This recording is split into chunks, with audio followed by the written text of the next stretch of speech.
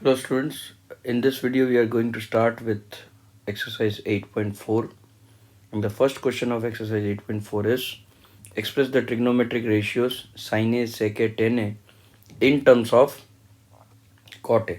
Now this is very important point to be noted down here, that is in terms of cot A. Now this makes this question different from all questions. इसमें आपको ये करना है कि हर एक यानी कि साइन ए, सेक ए और टेन ए को कॉट ए के टर्म्स में लिखना है, यानी कि एलएचएस में साइन ए होना चाहिए और आरएचएस में सिर्फ कॉट होना चाहिए और कुछ नहीं।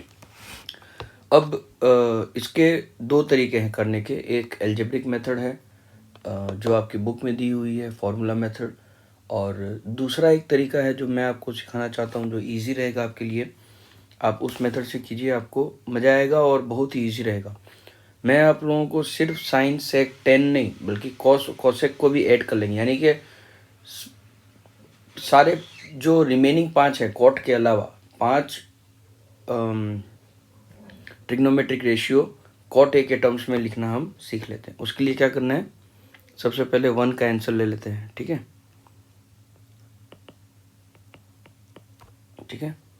सेकंड भी मैंने इसलिए लिखा है क्योंकि दोनों एक ही तरह के क्वेश्चन। देखिए यहाँ पे इन टर्म्स ऑफ कॉट है, यहाँ पे इन टर्म्स ऑफ सेक है, पर यहाँ पे सेकंड क्वेश्चन में आपको ऑल अदर ट्रिग्नोमेट्रिक रेशियोज बोला है, यानी कि सब। पर हम दोनों ही क्वेश्चन में सारे के सारे करेंगे। ठीक है, तो एक मैं करूँगा, एक मैं आपके ऊपर छोड़ दूंगा। ना समझ में आए तो आप मुझे बता सकते हैं। स्टार्ट करते हैं। वैसे तो बहुत ही ईजी है, पर सबसे पहले स्टेप में क्या करना है वो मैं बता देता हूँ आपको। सबसे पहले आप एक राइट एंगल ट्रायंगल बना लीजिए। नाम दे सकते हैं। अच्छा, क्योंकि ए है तो ए को, जैसे मैंने आपको पहले भी बताया है कि अगर दिया हुआ है तो आप ए को यहीं पे लीजिए, क्योंकि एक जनरल थिंकिंग हमारी बनी हुई है कि ये पी है, ये बी है और ये एच है। ठीक है, इस तरह से हमारी एक जनरल थिंकिंग बनी हुई है। तो ए अगर हम यहाँ पे लेंगे तो ये ऑटोमेटिकली पी बन जाता है। अब सेकेंड स्टेप में जब जो आपको दिया हुआ है जिसके टर्म्स में लिखना है उसको आप एक्स ले लीजिए। जैसे यहाँ पे कॉट ए दिया हुआ है तो कॉट ए को एक्स ले लीजिए।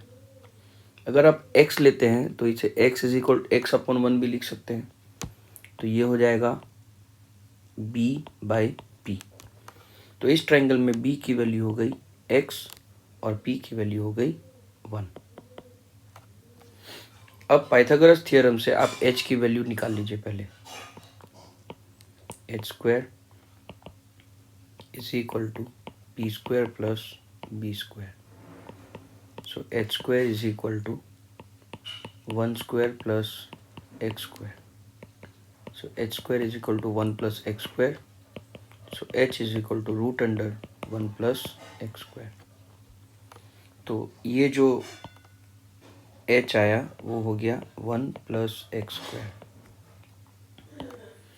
अब आपके पास जितने भी जिस किसी भी ट्रिग्नोमेट्रिक रेशियो की वैल्यू आपको निकालनी है वो आप इस ट्रायंगल से निकाल सकते हैं इजीली। जैसे फॉर एग्जांपल मुझे साइन ए की वैल्यू निकालनी है, तो sine A is equal to P by H होता है। पी क्या दिया हुआ है 1 और एच क्या है 1 plus x square. 1 plus x square whole under root. अब x की वैल्यू आप कॉट ए वो सब्सटीट्यूट कर देंगे। 1 divided by root under 1 plus cot square A. वैसे ही अगर मैं कॉस ए लिखना चाहता हूँ तो कॉस ए हो जाएगा बी बाई एच। तो बी की वैल्यू x है और h की value root under 1 plus x square, हो जाएगा cot A divided by 1 plus cot square A. उसी तरह से टेन ए। अब टेन ए तो 1 बाई कॉट ए होता ही है, अगर आप ना भी देखो तो भी हो जाएगा। ये फॉर्मूला तो आपको भी याद रह सकती है। अब कॉसे के अगर लिखना है तो कॉसे के 1 बाई साइन ए होता है। साइन ए दिया हुआ है ये, इसका उल्टा कर दीजिए root under 1 plus cot square A. और sec a cos का उल्टा होता है, तो उसका उल्टा कर, इसका रेसिप्रोकल कर दीजिए, 1 + cot² a by cot a।